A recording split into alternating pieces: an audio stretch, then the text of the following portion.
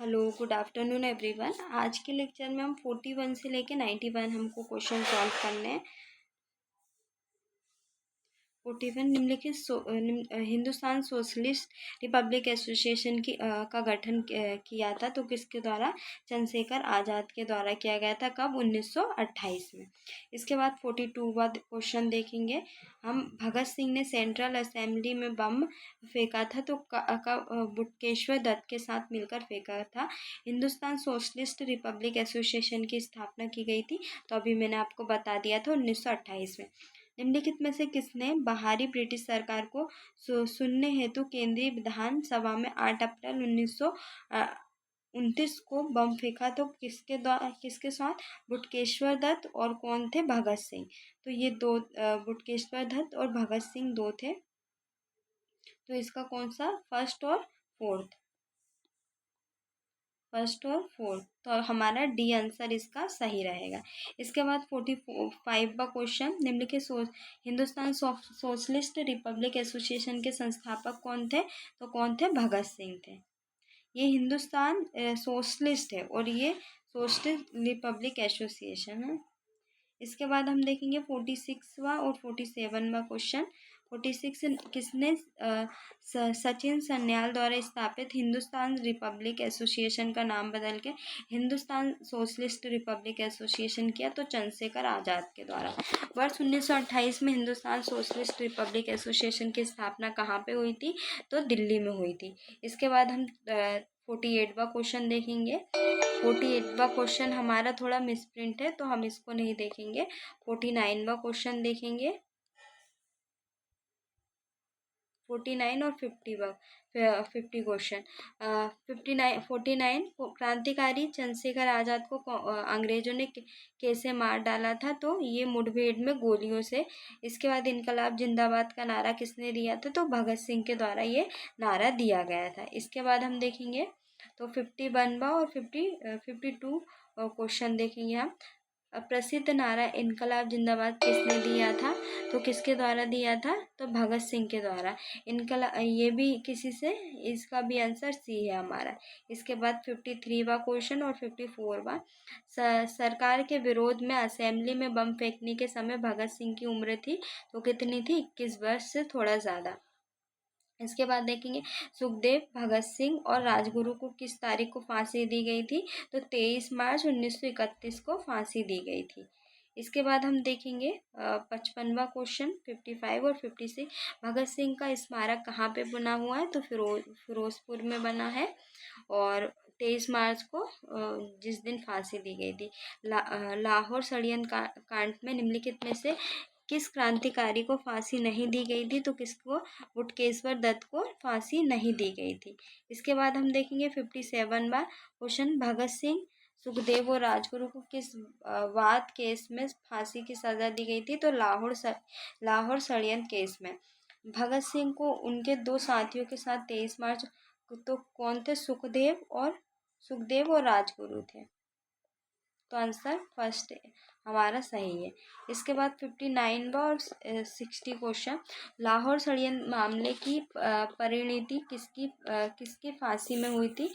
तो 3 व्यक्ति थे तो इसमें तीसरा, चौथा और 5वां। तो डी हमारा सही है। भारतीय स्वतंत्रता के लिए फांसी पाने वाले प्रथम रिकॉर्डेड मुसलमान का नाम कौन है? तो अशफाक उल्लाह खां को दी गई थी, है ना, प्रथम मुस्लिम।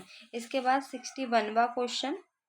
नीचे कुछ मुकदमे की सूची दी गई है। अंत में दिए गए कूट का प्रयोग करते हुए उनके तथ्य अनुसार सही क्रम में लिखना है। तो इसका आंसर कौन सा? सी है। सबसे पहले हम देखेंगे लाहौर षड्यंत्र केस, उसके बाद कानपुर मुकदमा हुआ था, फिर उसके बाद कोंकारी मुकदमा, फिर मेरठ। तो हमारा सी आंसर सही है। इसके बाद हम देखेंगे 62। इसमें से कौन सा सुमेलित नहीं है? तो हावड़ा षड्यंत्र केस प्रकरण 1910 को हुआ था, विक्टोरिया षड्यंत्र प्रकरण 1914 में, और लाहौर 1916 में। कोंकारी 1924 में नहीं हुआ था, 1925 में हुआ था। तो इसका आंसर डी है। 63वां क्वेश्चन। तो निम्नलिखित में से इसमें से कौन सा सुमेलित नहीं है? तो दिल्ली षड्यंत्र केस, अमीरचंद कोंकारी, अशफाकुल्ला, लाहौर जतीन दास और नासिक षड्यंत्र के रासबिहारी घोष से संबंधित नहीं है। इसके बाद हम देखेंगे 64वां। इसमें से सूची 1 को सूची 2 से मिलाना है। तो हावड़ा षड्यंत्र केस,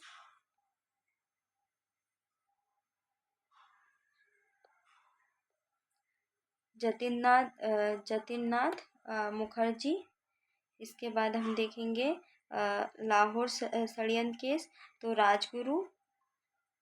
दिल्ली षड्यंत्र केस तो अमीरचंद और अलीगढ़ तो अरविंद घोष। तो इसका आंसर हम देखेंगे कौन सा सही है। तो इसका आंसर कौन सा है? सी हमारा सही है। इसके बाद हम देखेंगे 65 और 66वां क्वेश्चन। मुजफ्फरबाद अहमद, M.A. डांगे, शौकत उस्मानी तथा नालिनी गुप्ता किस षड्यंत्र के लिए कैद किए गए थे? तो कौन से षड्यंत्र? कानपुर बोलसेविया षड्यंत्र केस के अंतर्गत कैद किए गए थे। 66वां क्वेश्चन देखेंगे। निम्नलिखित में से किसने प्रसिद्ध चटगांव शस्त्रागार ढाबा आयोजित किया था? तो किसके द्वारा? सूर्यसेन के द्वारा किया गया था। ये भी हमने अच्छे से पढ़ा है। अब हम देखेंगे 67, 68 और 69। चटगांव शस्त्रागार ढाबे से कौन संबंधित है? अभी हमने देखा, तो सूरसेन संबंधित है। चटगांव शस्त्र छापामार की योजना बनाई गई थी, तो किसके द्वारा? सूरसेन के द्वारा।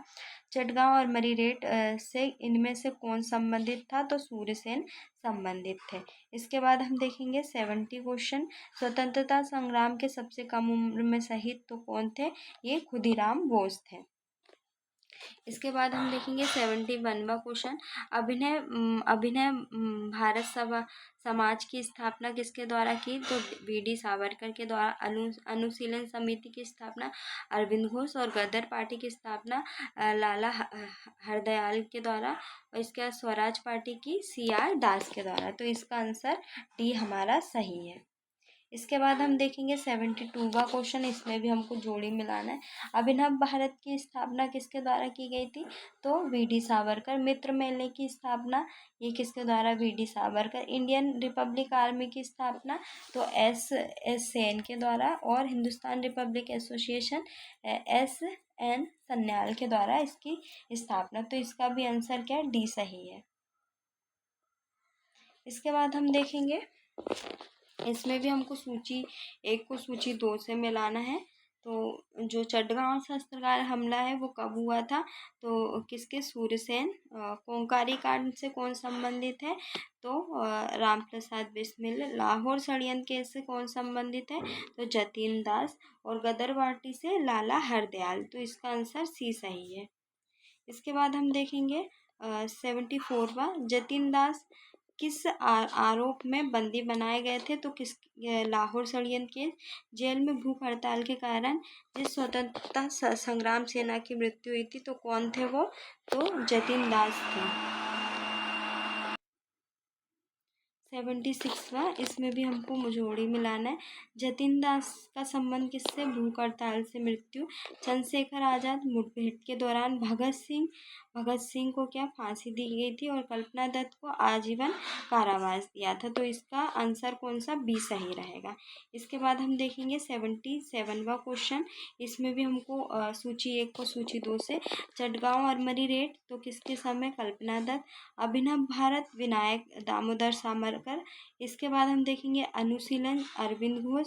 और कूका आंदोलन गुरु राम सिंह। तो ये हमारा आंसर ए सही है। इसके बाद हम देखेंगे 78वां। कोंकारी केस के अभियुक्ता के बचाव हेतु किसकी अध्यक्षता में समिति का गठन किया गया था? तो किसकी अध्यक्षता में? गोविंद बल्लभ पंत की अध्यक्षता में की गई थी। इसमें अब जोड़ी 1 को जोड़ी 2 से मिलाना है। 79। रिवोल्ट ग्रुप का संबंध किससे? सूर्यसेन से है। और हिंदुस्तान रिपब्लिक एसोसिएशन का संबंध किससे है? तो रामप्रसाद बिस्मिल। इसके बाद हम देखेंगे, तो हिंदुस्तान सोशलिस्ट रिपब्लिक चंद्रशेखर आज़ाद। और पंजाब नौजवान तो ये किससे संबंधित है? भगत सिंह। तो इसका आंसर डी सही है। इसके बाद हम देखेंगे 80 और 81 क्वेश्चन, निम्नलिखित में से किसने 1926 में गठित नौजवान सभा का प्रारंभिक सदस्य कौन नहीं था? तो इसमें से अंबिका चक्रवर्ती नहीं थी। इसके बाद हम देखेंगे नीचे संगठनों की एक सूची दी गई है जिसमें हमको संगठन लिखना है। तो अभिनव भारत, इसका आंसर बी है। इसके बाद हम देखेंगे 82वां क्वेश्चन, निष्क्रिय निरोध के सिद्धांत का प्रतिपादन किसने किया था? तो किसके द्वारा? अरविंद घोष के द्वारा इसका प्रतिपादन किया था। इसके बाद हम 83 क्वेश्चन देखेंगे, निम्न कथनों पर विचार करना है। सुभाष चंद्र बोस ने फॉरवर्ड ब्लॉक का गठन किया था, तो ये सही है। भगत सिंह हिंदुस्तान रिपब्लिक एसोसिएशन, तो ये दोनों ही हमारे आंसर सही है। इसके बाद 84वां और 85 को, निम्नलिखित में से किस क्रांतिकारी की फांसी गोरखपुर जेल में हुई थी? तो किस? राम प्रसाद बिस्मिल ने की। कोंकारी षड्यंत्र केस में प्रधान आरोपी पंडित राम प्रसाद बिस्मिल को उत्तर प्रदेश के किस शहर में फांसी दी गई थी? तो किसमें? गोरखपुर में फांसी दी गई थी। इसके बाद हम देखेंगे 86 और 87 में, निम्नलिखित में से किस कारागार में पंडित राम प्रसाद बिस्मिल को फांसी दी गई थी? तो ये गोरखपुर में। अभी हमने देखा निम्नलिखित में से किस क्रांतिकारी नेता ने कलकत्ता के पूर्व पुलिस कमिश्नर चार्ल्स टेकार्ट की हत्या की थी? तो गोपीनाथ शाह के द्वारा की गई थी। 88वां क्वेश्चन और 89वां क्वेश्चन दोनों देखते हैं हम। निम्नलिखित में से किसने महिला क्रांतिकारियों ने दीक्षांत समारोह में अपनी उपाधि डिग्री ग्रहण करते समय अंग्रेज गवर्नर कुलाधिपति को गोली चलाई थी? बीना दास के द्वारा। किसने कहा था कि आलोचना और स्वतंत्र चिंतन एक क्रांतिकारी की दो विशेषता है? तो भगत सिंह के द्वारा ये बोला गया था। इसके बाद हम देखेंगे 90 और 91 दो हमारे क्वेश्चन और रह गए हैं। लाठी क्लब की स्थापना किसके द्वारा की गई थी? तो ये बाल गंगाधर तिलक के द्वारा की गई थी। इसके बाद 91 और लास्ट क्वेश्चन, विश्व युद्धों के बीच वर्षों में भारत में सक्रिय क्रांतिकारी आंदोलन के संबंध निम्नलिखित में से कौन सा कथन सत्य है? तो भगत सिंह ने नौजवान भारत सभा की स्थापना की थी। इसके बाद हम देखेंगे भारत से बाहरी क्रांतिकारी गतिविधियाँ जो भारत से बाहर हुई थी उसको हम देखेंगे। तो ये हम नेक्स्ट लेक्चर में करेंगे।